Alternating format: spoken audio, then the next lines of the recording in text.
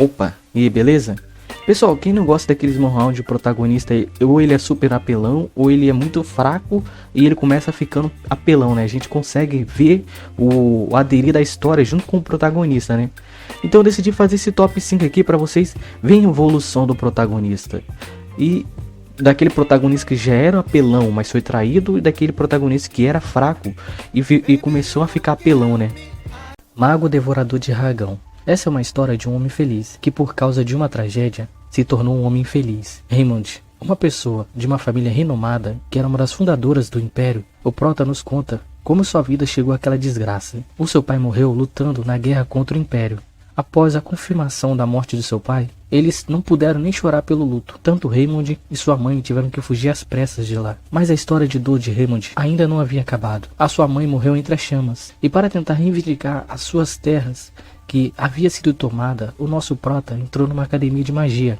Mas o azar de Raymond ainda havia cercado ele. Ele foi expulso da academia, pois as suas veias eram muito fracas. Essa é uma condição que nosso protagonista adquiriu desde criança. Era uma condição que infelizmente deixava seu corpo incapaz de sustentar a magia que ele carrega. E ele nunca chegaria ao nível 2 de magia. Foi a primeira vez que uma pessoa foi expulsa da academia com tanta desonra, agora vagando como mercenário. Até pequenas conquistas para aquele que foi amaldiçoado eram vistas com bons olhos. Demorou muito, mas finalmente Raymond conseguiu chegar ao nível 2. Até que agora ele poderia trabalhar como mercenário da torre. Mas, mesmo a vida sorrindo para ele, logo seu rosto feliz viu que a vida não lhe deu nada de graça. Tinha acabado as vagas de mercenário. E sem dinheiro e com fome, teve que se humilhar ao nível mais baixo, que era usar os seus poderes para limpar o museu. A pior coisa que pode acontecer com o mago é utilizar os seus poderes para fazer trabalhos domésticos. E ele teve que ir, pois o melhor tempero é a fome. Mas algo naquele museu despertou o anel que sua mãe havia deixado de herança para o Raymond, antes dela morrer em meio às chamas. Ao seguir o comando do anel, ele viu um coração de um dragão. E logo apareceu uma mensagem de sistema que o requisito foi alcançado. E finalmente Raymond ele teria a chance de dominar o mundo, já que o anel ele encontrou o coração de dragão e juntos os dois conseguem fazer com que o Raymond despertasse o seu verdadeiro poder, ali fazendo ele retornar no tempo. Só que quando ele retornou ele percebeu que foi depois da tragédia que aconteceu com sua família. Ele não teve mais chance de trazer sua família de volta. Ele só tem chance de trazer o nome da sua família de volta. Se vocês querem um protagonista, pessoal, que é sem mimimi, é esse aqui, entendeu? É uma história muito boa, muito bom contada e ainda não mostrou tudo, entendeu? É uma história nova e vamos acompanhar junto. Descendente do Tigre. Há muito tempo atrás, em Wani, os clãs eram governados por criaturas mágicas. Existia uma forma dessas criaturas emergir como ser humano, assim ajudando seus clãs, após eles comerem a Artemisa de alho. E o protetor, ele viraria humano.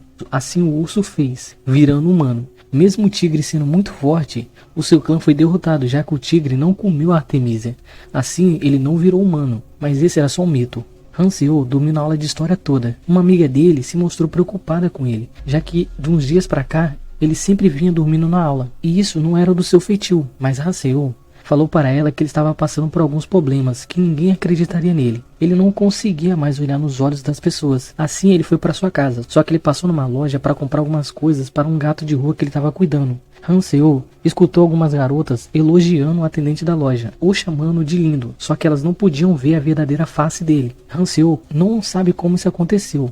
Mas agora ele poderia ver as criaturas não humanas. Com receio dessas criaturas serem ruins, ele fingia não estar vendo nada. Mas nesse dia, ele não conseguiria passar despercebido. O gato que ele estava alimentando sentiu algo ruim se aproximando. Pensando que eram pessoas normais, Hanseol resolveu confrontá-los. Só que eles não eram humanos. Todos eles ali eram monstros e vieram para matá-lo. Hanseol podia vê-los, e eles não poderiam arriscar ele interferir nos seus planos, já que eles diziam que Hanseol era descendente do tigre. Eles precisavam matá-lo para que o tigre não renascesse. Hanseol só queria ter uma vida normal, mas agora ele iria morrer como um ser descartável, através de um veneno bem lento, porém doloroso. Nos últimos suspiros, ele viu uma imagem de um tigre, que veio até sua mente. Ele podia ver essas criaturas porque o tigre usou o seu corpo para emergir como ser humano. Após o tigre assumir sua forma humana, ele se desculpou com seu descendente e resolveu eliminar aqueles que tocou nele. Mesmo o tigre estando ainda fraco pela transmigração para a forma humana, ele lidou com aqueles monstros bem fácil. O tigre explicou para Hanseol o que aconteceu. Ele lutava contra essas criaturas que assumiam a forma humana para fazer maldade aos humanos, porque essas criaturas eles eram mais fortes que os seres humanos normais. E dessa vez ele precisava da ajuda para se livrar desses monstros, porque ele é seu descendente. Os monstros tinham medo dele e vinham atrás dele. Como agradecimento por Hanseol não morrer tão fácil, ele vai treiná-lo para que ele possa sobreviver mais tempo nesse mundo e ajudá-lo a lutar contra as forças do mal. O filho mais novo do Duque, regredido, ele é um assassino. Clã Vert, um clã que se baseia na força. Xian, por não ser mais forte que seu irmão mais velho, ele foi ordenado pelo seu pai a servir o seu irmão como uma sombra, matando todos que cruzarem o seu caminho como uma sombra. Xian Vert foi emboscado pelos cavaleiros do Império, com a premissa de ele ser um demônio. Mas Xian sempre fez tudo pela sua família. Mesmo sendo filho ilegítimo, ele sempre buscou dar orgulho ao seu pai, protegendo seu irmão em sua sombra. Por isso, ele não iria cair sem lutar. Só que a traição vem de quem menos ele esperava. Como seu pai disse para proteger o seu irmão, a Seolvet, Xian perguntou para seu irmão por que ele estava ajudando o Império a silenciar ele. Sua surpresa foi tamanha que seu corpo não conseguia mais assimilar aquela traição. Xian ajudou seu irmão a brigar pelo trono. Até mesmo lutou contra o Rei Demônio. Após eles conseguirem eliminar o Rei Demônio, ele ajudou a unificar os continentes, tudo para que seu irmão subisse ao trono. Mas por que eles estão acusando ele de ser um demônio, se ele fez tudo pela sua família? O seu irmão disse que ele não significava nada, e ele era uma mera ferramenta, e agora ele precisava ser descartado. Xian, mesmo com o corpo todo fudido, ele iria se vingar ali. Mesmo que seus ossos quebrassem, ele iria continuar lutando, mas o seu corpo ainda era humano. E ele estava muito fraco e seu irmão deu o último golpe nele. Xian deu seus 26 anos de vida servindo aos Vet, para que seu irmão subisse ao trono. E nem as migalhas no fim ele recebeu. Com uma vontade inabalável, ele foi para cima do seu irmão Axel, assim morrendo no processo. Sem entender por que aquela visão do inferno era muito real, Xian retornou 26 anos no passado, no dia que a sua vida seria arruinada. O seu pai sempre fazia com que seus filhos lutassem entre si, para saber qual deles tinha alguma utilidade, para entrar na academia. E nesse dia Xian iria lutar contra um dos seus irmãos, o Kranz. E nesse dia ele seria brutalmente humilhado pelo Kranz. E depois seu pai largaria ele de lado, como um ser inútil, e a sua vida se tornaria um inferno. Mesmo que seja apenas um sonho, dessa vez ele não iria mais receber essa humilhação. Mas por que a espada era tão pesada? Assim ele iniciou seu combate contra Kranz, e não tinha os 27 anos de sofrimento que Xian tinha e carregava em suas costas, assim fazendo ele ganhar aquele duelo muito fácil. Xian se lembra das suas humilhações do passado feito por Kranz, por isso ele não teria piedade dele agora. Em toda a sua vida, seu pai nunca deu um valor para ele, já que ele era o filho de uma plebeia e perdeu o duelo. Mas dessa vez, ele queria falar com ele. Xian, ele promete usar toda a sua inteligência do futuro para se vingar das pessoas do seu passado. Em busca de se tornar o campeão, Kyle. Quem escolhe a vida do crime só tem duas saídas, a morte ou a prisão. Park Kang iria encontrar sua morte pelas mãos dos seus companheiros. O chefe dele resolveu dar um fim na vida dele. Park nunca foi emotivo, só que dessa vez ele deixou as suas emoções fluir, lembrando dos seus pecados do passado. Ele amava boxe, ele tinha um corpo perfeito para praticar boxe. Mas, no ensino médio, ele se envolvia muito em brigas à toa.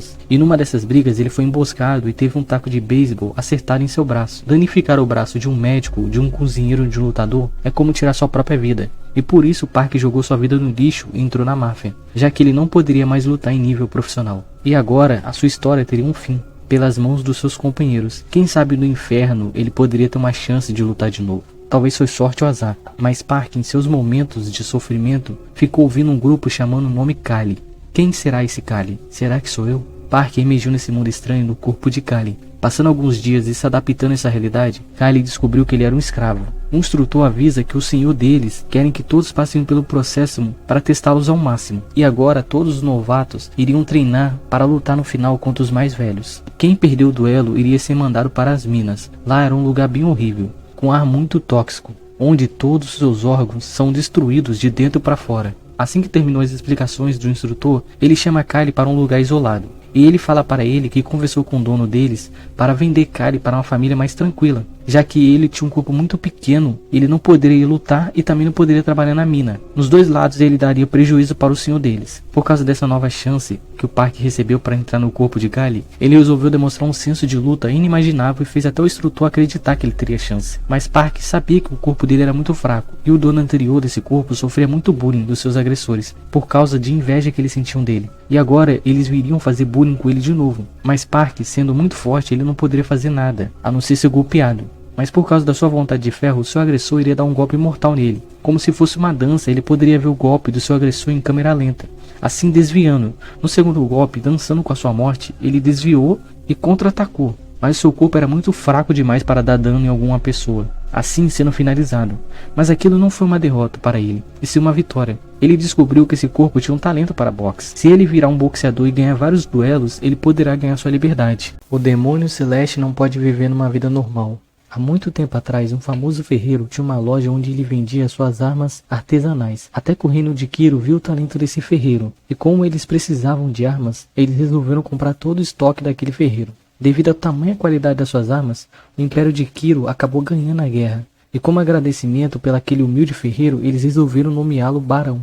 E Roman Demitri estava ouvindo a história desse reino várias vezes, já que aquele que habitava aquele corpo já não era mais Roman, e sim Baek Jonk, aquele que chegou no topo do mundo Murim, que deixou uma pilha de corpos dos seus inimigos no seu caminho sofrido e sangrento. O mundo o reconheceu como líder da seita demoníaca celeste, aquele que veio parar no corpo de Roman, o idiota que vivia uma vida trivial, envergonhando os Demitris. Assim que terminou de ouvir essa história, Roman viu um grupo de assassinos que se chamavam Presas, atacando um jovem plebeu da sua cidade. Mesmo Baek sendo muito forte, esse corpo do Roman era muito lixo para ele. Ele conseguiu lidar com essa situação até que fácil, só que usando as suas artes marciais. O jovem que estava sendo espancado disse que a sua irmã estava em perigo. Como ele pegou dinheiro emprestado com essas pessoas, eles resolveram destruir sua colheita para que ele não conseguisse pagar. E quando eles levaram a sua irmã, ele resolveu lutar. Por isso que ele estava todo fodido. Roman iria deixar aquela pessoa para lá, mas aquele jovem de nome Kevin mostrou uma aura que trouxe lembranças para ele. E sabendo que um dia ele poderia usar esse jovem no futuro,